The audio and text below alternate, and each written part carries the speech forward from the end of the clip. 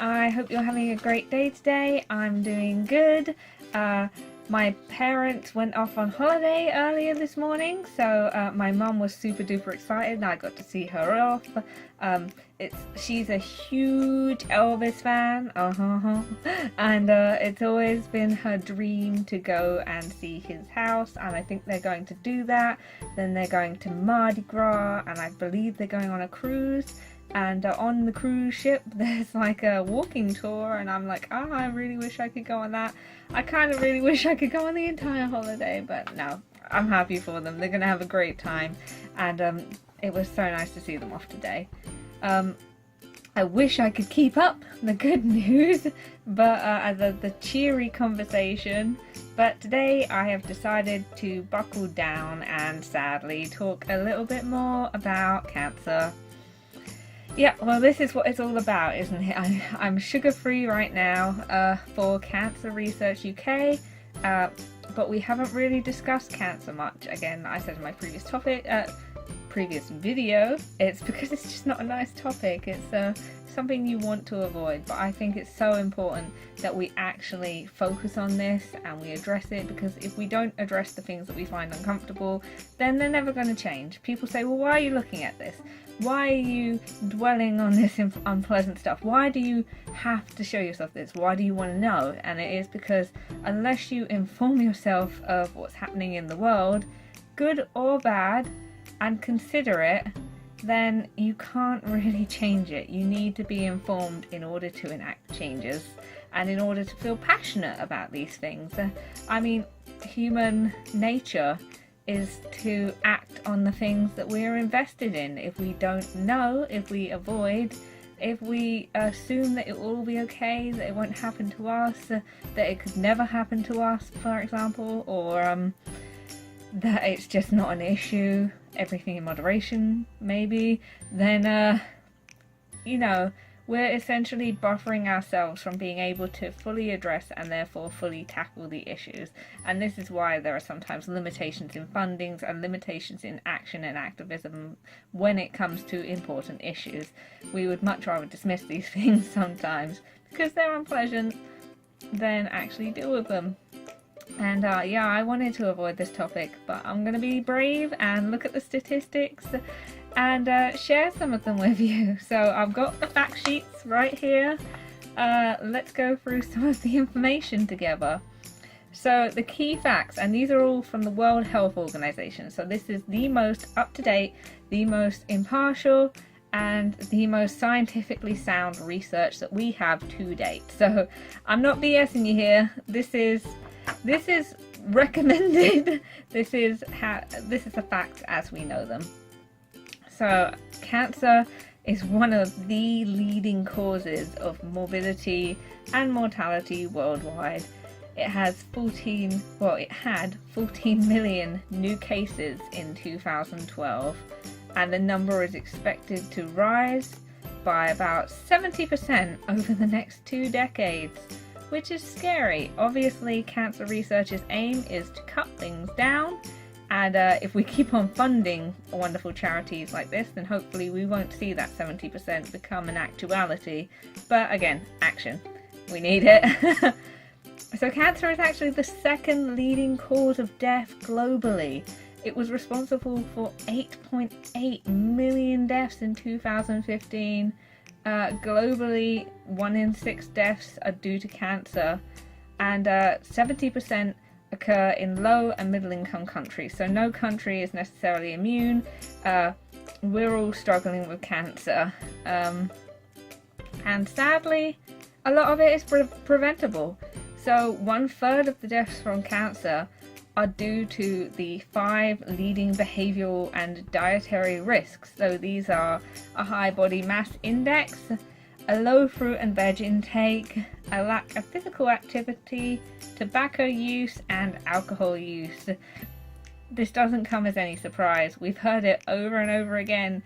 We're still cheeky buggers, aren't we? We still like our drink, we still like our cigarettes, we still shy away, some of us, I'm looking at you, Josh, we still shy away from our peas and our greens and all of that, and we still really want the sweet stuff. yeah. Anyway, out of these, tobacco is the most important risk factor to cancer. It's responsible for 22% of all cancer deaths. I love you all, but why smoking? Why? Tobacco, why be so addictive? Why are you doing this to us? Why have we done this to ourselves? And obviously, there is a sense of personal responsibility, but there is also societal responsibility and industrial responsibility, corporate responsibility. It's not all just down to the individual. We all have factors that lead us to certain things, and tobacco is addictive, and once you start on it, it's hard to stop. We're making progress in terms of vape. It's got its own problems, but it has been implemented to help people eliminate tobacco, at least, which is a good thing, and gradually wean themselves off of it altogether. But we've still got huge leaps and strides to do. My nan died of lung cancer. My nan was a smoker. My family, a lot of them are smokers. I love them dearly, but I know they have an associated risk. I have an associated risk because I've been around smokers for a lot of my life, and secondhand smoke is a thing, and we're all doing our part, but it's hard. It is. Ranting aside, cancer can also be caused by infections such as hepatitis, and I'm gonna bugger this up, but the human papillomavirus, HPV, they're responsible for 25% of cancer causes in low and middle income countries. They can be vaccinated against, they can be prevented. These are things that are sexually transmitted quite a lot of the time, and it's all about safe sex practices, being informed, and having the access to what is needed to treat this, because especially in the low income areas, it is just a case of limitations, lack of funding, lack of accessibility. I think 35% of lower income countries have reported having pathology services that they need, whereas 90% of high income countries report treatment services available. And yeah, that's less than 30% in low income countries, sorry to correct that. And it all costs money. So the economic impact of cancer is increasing all the time. If we were going to put it to US dollars, looking at 2010, the World Health Organization have done, God knows what it's like 7 years down the line now, but in 2010 it was estimated that approximately 1.16 trillion dollars were just blown into cancer, and we need to put the money there. Obviously we definitely do, but if we could prevent it, we wouldn't need it so much. So and if we fund it in productive ways, and if we're not having to spend it on things that are avoidable, then we might be able to redirect our efforts a bit more. I don't have all of the answers, I just have the facts on the page, so that's the way that I feel about it, at least.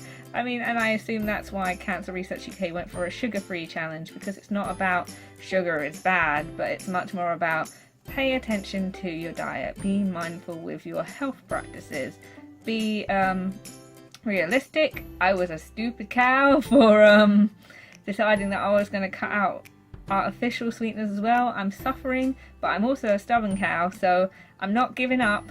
Right until the end, I am still avoiding artificial sweeteners as well. But oh god, I understand anyone's issues when someone says cut this out of your diet, and they go no, I couldn't, and they go of course you can, it's easy. It's not always easy, and we have to factor that in. These things are not always easy. Giving up cigarettes is not always easy. Giving up alcohol is definitely not easy.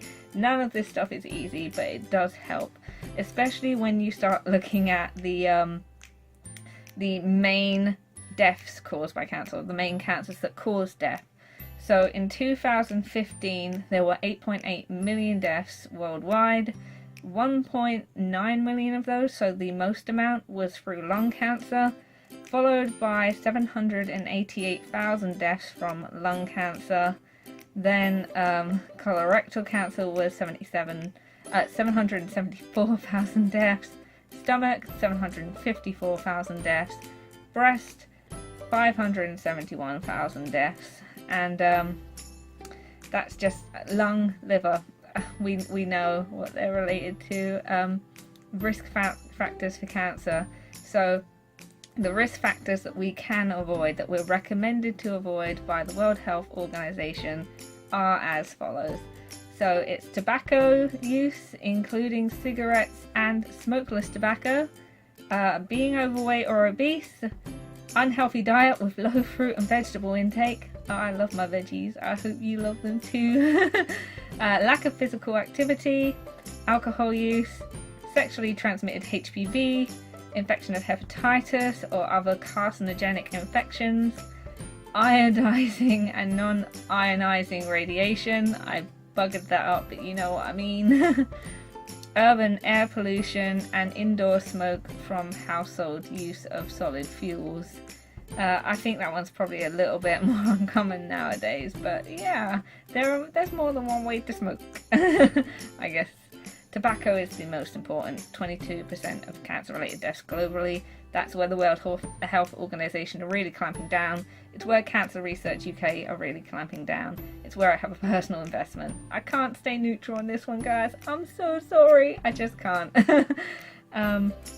So prevention strategies they recommend for us are to increase the avoidance of the risk factors listed above. So eat your greens, don't smoke, don't drink, all of the stuff we know, but we don't implement because, again, we're cheeky buggers. And we like living life and, you know, rowdy. We've all done it. I've done it. I've definitely, well, I didn't smoke, but I've had my fair few drinking episodes and all of the food. So I know what it's like. Vaccinate against HPV and hepatitis B. Control occupational hazards. That one's tricky. They're all tricky, but that one's tricky. Don't go out in the sun too much, or if you do, use sunscreen, so avoid ultraviolet light, sunlight too much. But, you know, if you do that, make sure that you're getting your vitamin D in still. So we're on the UK recommended to supplement during the winter for our vitamin D because we generally tend to be deficient. And also avoid too many medical diagnostic imagings for your body because they can cause cancer as well in large amounts. This is, I guess, where professional hazards come into play. People who are working in that climate might be in more risk. So those are the main facts that I'm going to cover for now. I think the death rates are already depressing enough. The cutting things out is already too much of a lecture. You know this. It's important, but I don't want to have to ram it in because at the end of the day, we have to be the change we want to see in the world. To steal Gandhi's quote, if we don't want to change, we won't change. If someone had gone to me, Amy, you stopped eating sugar for an entire month, I would have gone, F off you, who are you? You don't know me, I'm going to eat all the sugar. I'm going to have a hot chocolate right now, I'm going to put marshmallows in it and everything, because I'm my own individual and I don't need your advice.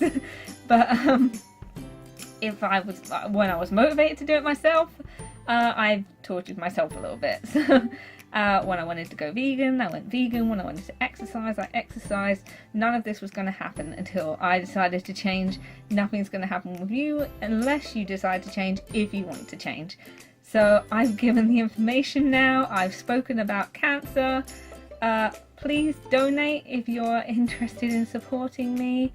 I'm going to leave it there, and please forgive me for being a huge negative Nancy and lecturing and blah blah blah blah blah. So I'm going to leave it there.